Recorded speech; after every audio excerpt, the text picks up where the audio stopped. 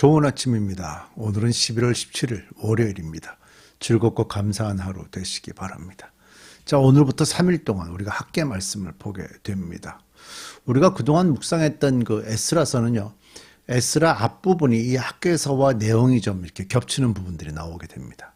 그리고 이제 목요일부터 우리가 묵상하게 될 책은 이제 느헤미야인데, 느헤미야서는 이제 에스라 뒷부분을 이어가는 내용이기 때문에 대략 한 BC 한 530년부터 그 후기까지 쭉 이어지는 그런 내용들을 우리가 현재 계속 묵상하고 있습니다. BC 536년에 페르시아의 왕인 그 고레스의 칙령에 의해서 포로 생활에서의 귀환으로 성전 재건, 또 예루살렘 성을 재건, 이런 모든 내용들을 우리가 지금 묵상하고 있고 또 앞으로도 묵상하게 됩니다. 특히 오늘 우리가 볼 그 학계서는요, 처음 포로에서 귀환한 유대인들이 성전을 재건해야 하는데 가나안 땅에 살던 이전 아시리아 나라가 이주시켰던 사람들이 있었죠. 그 사람들이 이미 기득권을 갖고 있었기 때문에 그들이 반대했고요. 또 그 시기를 넘어서 다시 성전이 재건되기 시작했던 그 때를 이제 배경으로 합니다. 하지만 그 다리오 왕으로부터 다시 성전을 재건할 수 있도록 허락을 받긴 받았는데, 그 당시에 살고 있었던 포로에서 돌아온 지 얼마 안 된 16년 정도로 보죠. 그 유대인들이 이미 성전 재건에 대한 마음이 그렇게 절실하게 없었던 것 같습니다. 지난 제가 에스라서 묵상할 때 학계서를 인용해서 유대인들이 성전 재건에 이렇게 마음이 없었다라는 것을 제가 말씀드렸던 적이 있었는데요. 학계서를 인용하면서 말씀드렸죠. 오늘 바로 그들이 왜 성전 재건에 마음을 쏟지를 못했는지 오늘 본문에 그런 내용들이 나옵니다. 우리 함께 학계서를 들여다 보십시다. 학계 1장 1절부터 15절 말씀이고요. 1절입니다. 다리우스 왕 2년 첫 여섯째 달, 그 달 초하루에 학계 예언자가 주의 말씀을 받아서 스알디엘의 아들 스룹바벨 유다 총독과 여호사닥의 아들 여호수아 제사장에게 전하였다. 자, 여러 사람이 나오죠. 다리우스 왕 2년, 그러니까 고레스 왕 때 처음에 칙령을 받아서 돌아왔고요. 그리고 그 현지에 있었던 사마리아 사람들이 막 반대하는 과정에 한 16년 동안 성전을 짓지 못하고 있다가 다리우스 왕 2년에 다시 학계 선지자를 통해서 성전을 지으라는 메시지가 이제 전달이 됐고요. 그 당시에 누구와 함께 했는가 하면 스룹바벨 유다 총독과 여호사닥의 아들 여호수아 제사장과 함께 했는데, 이때 성전이 재건된 것을 스룹바벨 성전 재건 이렇게 부른다고 제가 말씀드렸죠. 바로 그 사람입니다. 2절, 만군의 주께서 이렇게 말씀하신다. 이 백성이 말하기를 때가 되지 않았다. 주의 성전을 지을 때가 되지 않았다고 한다. 자, 하나님이 하시는 말씀인데 유대 백성들이 뭐라고 얘기하는가 하면 성전 지을 때가 되지 않았다라고 얘기를 한다는 거예요. 사실 뭐 지금도 예배당을 짓거나 또는 뭐 교회에서 아주 특별하게 선교를 시작하거나 또는 뭐 때가 되어서 주일학교가 특별한 어떤 일들을 하거나 뭐 이런 것들을 하지 않습니까?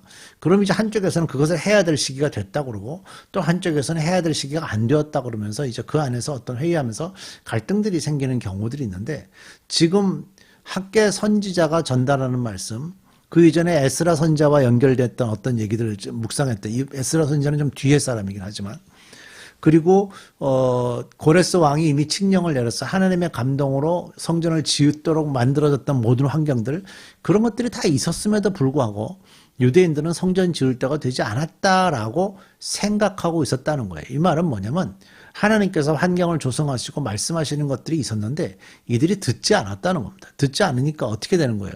그 하나님의 뜻보다는 자신이 지금 추구하고 갈급해하는 그런 것들에 더 집중할 수밖에 없었던 거죠.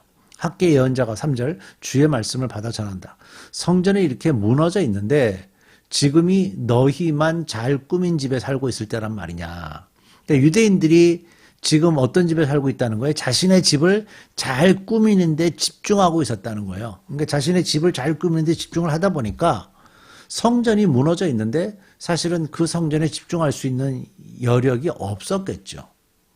유대인들의 관심은 지금 뭐라고요? 성전이 아니고 자신들의 집, 자신들의 안락한 삶, 거기에 더 집중하고 있었다. 이런 말씀이고요. 5절, 나 만군의 주가 말한다. 너희는 살아온 지난 날을 곰곰이 돌이켜보아라. 너희는 씨앗을 많이 뿌려도 얼마 거두지 못했으며 먹어도 배부르지 못하며 마셔도 만족하지 못하며 입어도 따뜻하지 못하며 품권이 푹 쌀을 받아도 구멍난 주머니에 돈을 넣음이 되었다. 무슨 얘기인지 이해가 되시죠? 많이 먹었는데 배고프고요. 많이 마셨는데 만족이 없고, 많이 입었는데 따뜻하지 않아요. 그러니까 돈을 받았어요. 일한 노동값을 받았어요. 그런데도 그 돈이 모으려 그러면 돈이 하나도 없는 거예요.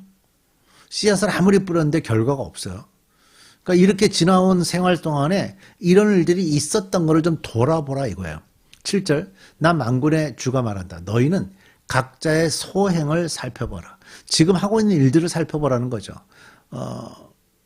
너희는 산에 올라가서 나무를 베어다가 성전을 지어라. 그러면 내가 그 성전을 기껍게 여기고, 여기서 기껍게라는 번역이 있는데 이 말은 신뢰할 만하게, 이렇게 그런 의미 있습니다. 기쁨으로 여기고 뭐 그런 의미입니다. 거기에서 내 영광을 드러내겠다. 나 주가 말한다. 너희가 많이 거두기를 바랐으나 얼마 거두지 못했고, 너희가 집으로 거두어 들였으나 내가 그것을 흩어버렸다. 그 까닭이 무엇이냐? 나 만군의 주의 말이다. 보세요. 각자의 소형을 살펴보라고 얘기하면서 많이 거두기를 바랐는데 얼마 못 거뒀다는 거죠. 또 집으로 거두어 들였는데 그것을 하나님이 흩으시니까 집에 들어오긴 했는데 남는 게 없었다는 거예요. 왜 그랬을까요? 그러면서 하나님 이렇게 말씀하십니다. 나의 집은 이렇게 무너져 있는데 너희는 저마다 제 집 일에만 바쁘기 때문이다. 우선순위가 잘못됐다는 얘기예요. 무엇을 먼저 해야 되는가에 대한 것이 잘못됐다는 거예요. 그것이 잘못됐기 때문에 지금 그렇게 노력을 하고 하지만 각자의 소형을 살펴보라면서 노력하는 거 다 얘기하시지만 그 노력한 것으로 어떤 결과들을 얻지 못한다는 거예요. 그래서 10절, 그러므로 너희 때문에 하늘은 이슬을 그치고 땅은 소출을 그쳤다. 내가 땅 위에 가뭄을 들게 하였다. 산 위에도 곡물과 새 포도주와 기름 위에도 밭에서 나는 모든 것 위에도 사람과 짐승 위에도 너희가 애써서 기르는 온갖 것 위에도 가뭄이 들게 하였다. 하나님이 가뭄을 주셨어요. 그러니까 뭐 어떤 것도 결과를 만들어낼 수 없죠. 비가 오지 않으면 그 땅에서 살 수가 없어요. 사실 한국같이 비가 많이 오고 사방에 숲이 있고 이러는 땅에서도 비가 오지 않으면 그 결과가 정말 힘들지 않습니까?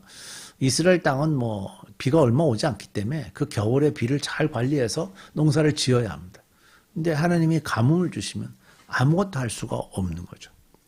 제가 얼마 전에 주일 설교를 하면서 급한 일과 중요한 일에 대한 말씀을 드린 적이 있는데요.